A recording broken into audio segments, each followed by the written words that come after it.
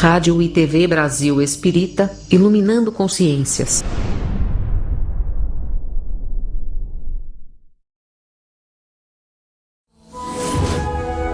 A rádio e a TV Brasil Espírita apresentam o Evangelho segundo o Espiritismo e sua simplicidade. Apresentação: César Perry.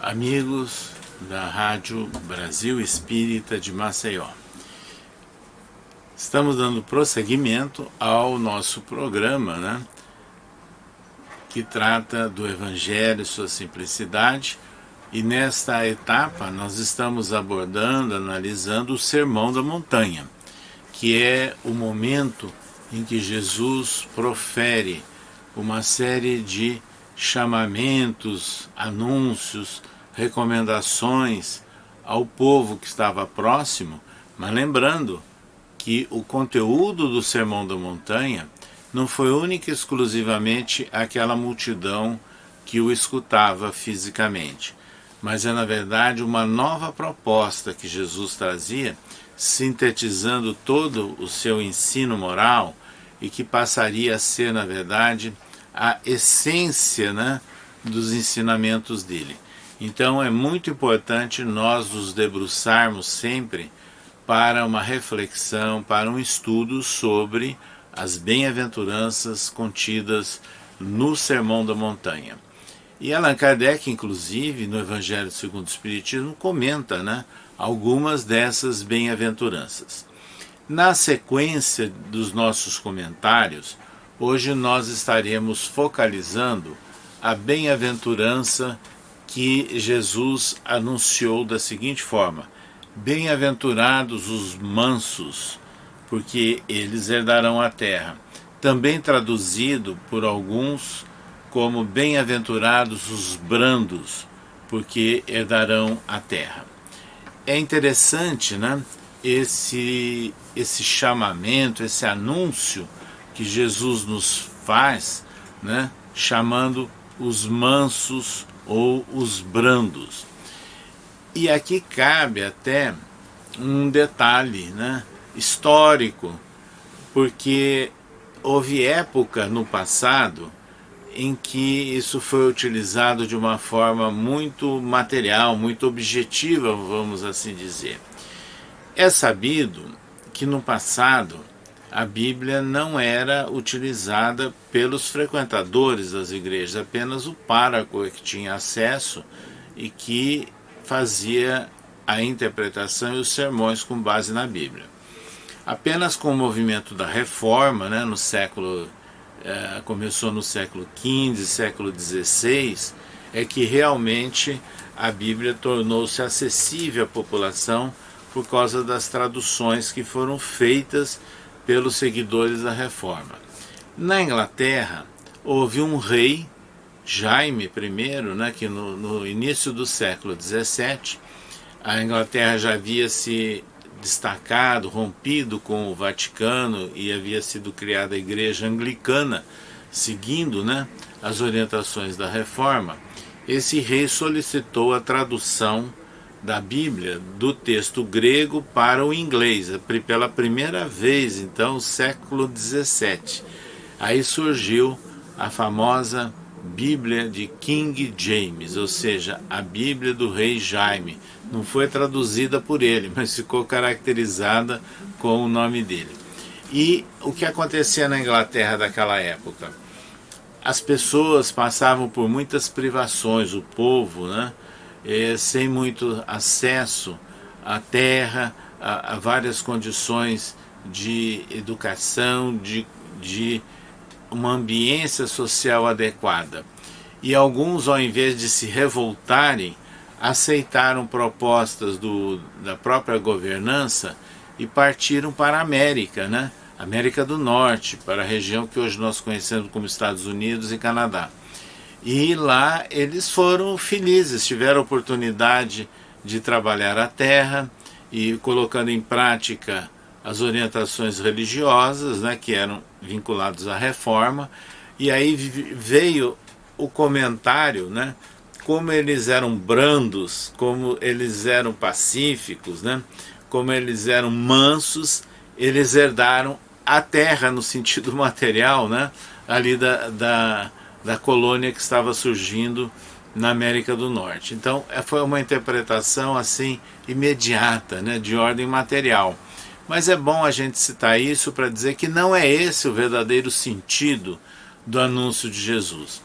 Quando ele fala a terra, herdarão a terra, ele estava mostrando um novo ambiente para o planeta, para o nosso orbe, e que nós espíritas temos melhores condições para compreender, desde o Livro dos Espíritos, quando Kardec fala que há vários tipos ou várias gradações de civilizações nos mundos, né? E que o nosso mundo tem uma característica de provas, de expiações, então de muitos embates, muitos contrastes, muita diversidade, e que nem sempre há um predomínio do bem em alguns momentos ou algumas regiões.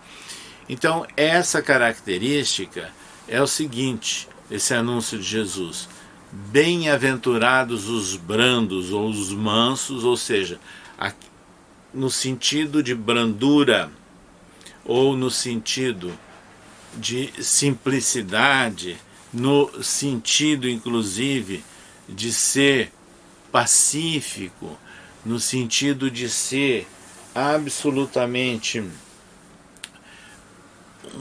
um estado de espírito de mansuetude.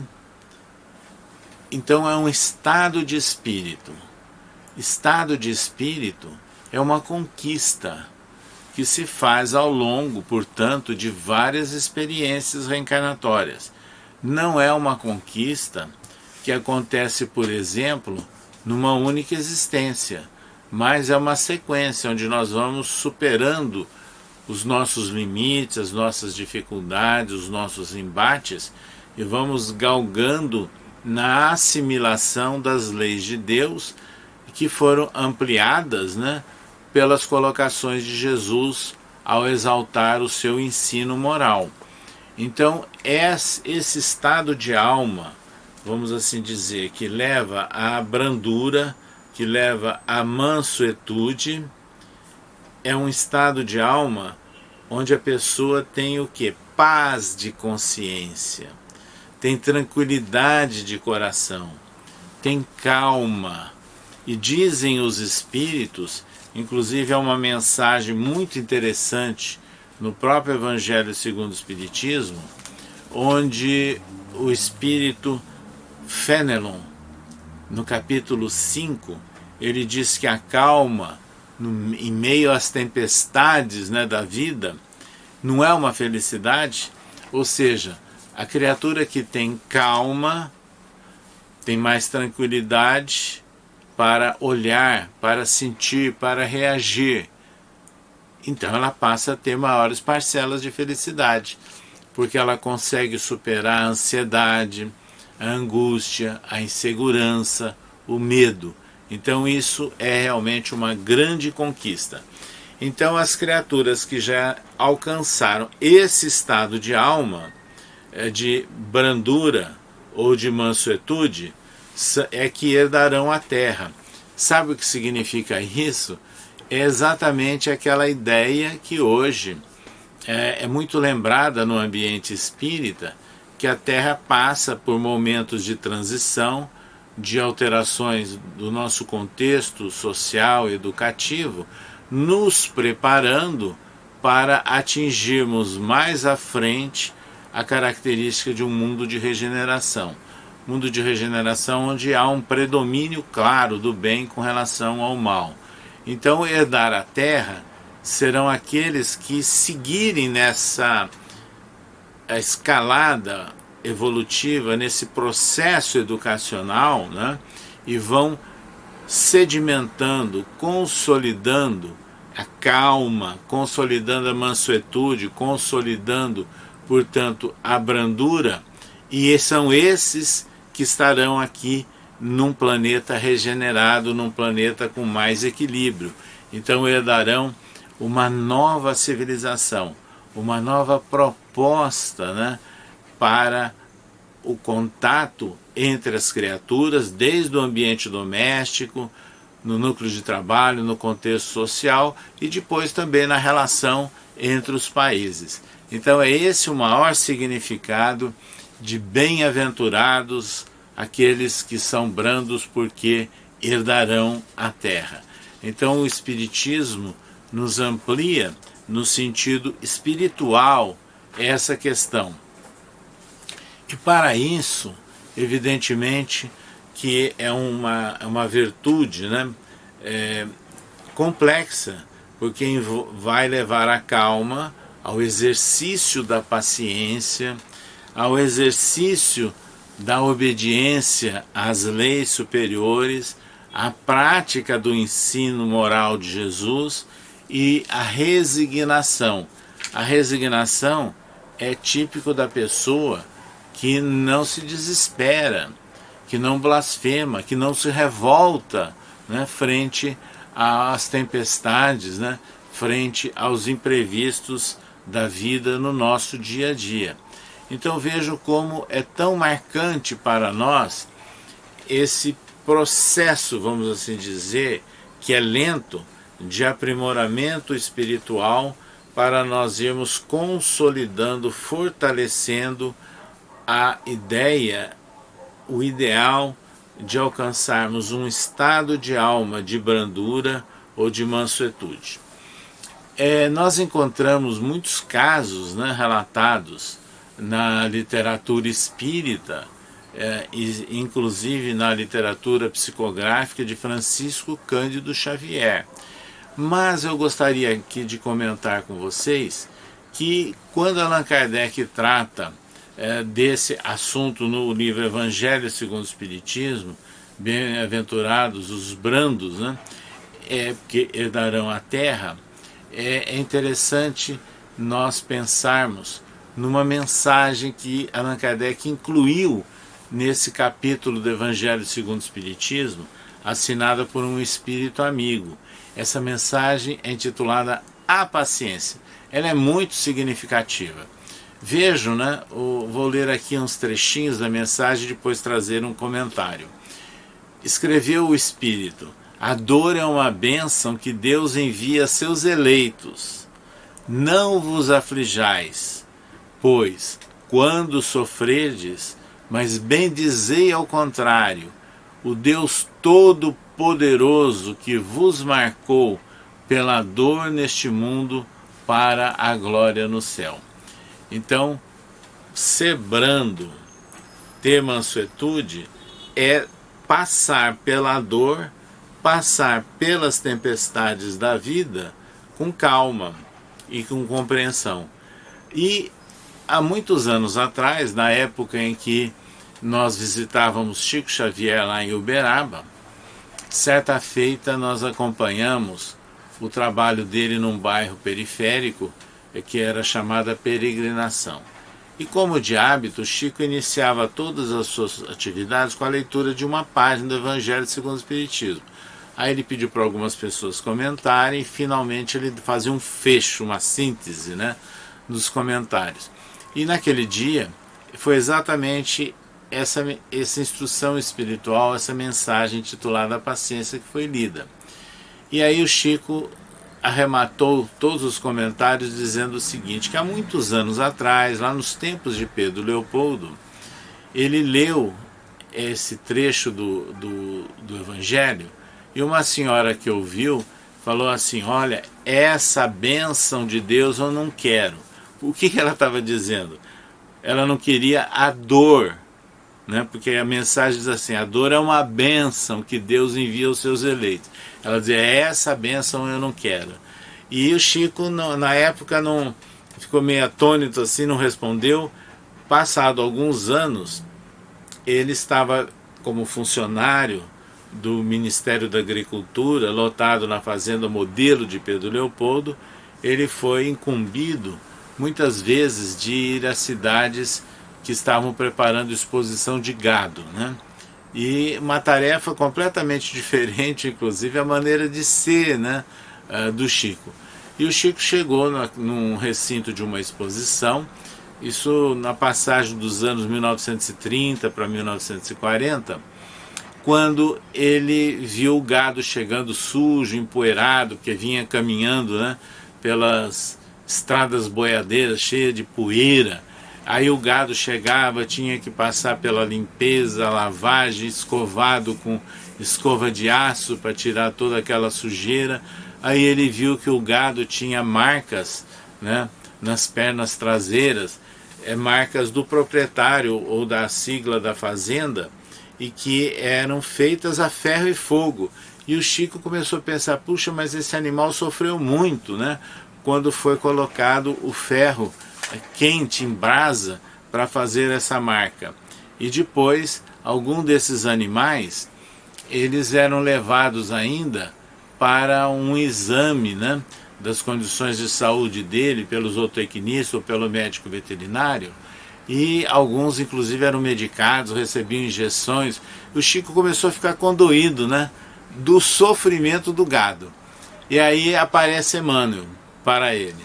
E Emmanuel diz assim, Chico, você se lembra daquela mensagem do Evangelho segundo o Espiritismo, que uma senhora não aceitou o comentário? E Chico lembrou, né?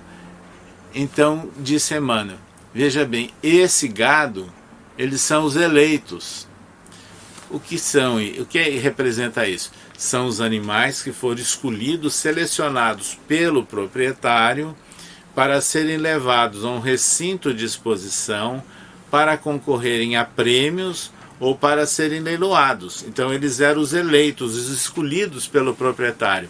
Aí disse Emmanuel, assim são também os homens, os eleitos por Deus, mas eles passam por testes.